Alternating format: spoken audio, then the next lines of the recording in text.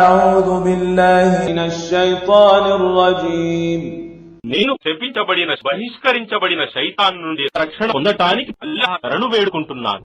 وإذا رأيتهم تعجبك أجسامهم وإن يقولوا تسمع لقولهم كأنهم خشب مسندة يحسبون كل صيحة عليهم هم العدو فاحذرهم قاتلهم الله أنى يؤفكون.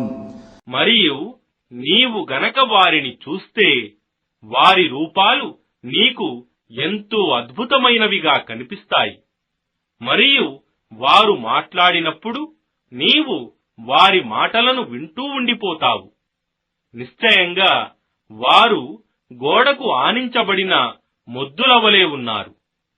వారు ప్రతి అరుపును తమకు వ్యతిరేకమైనదిగానే భావిస్తారు.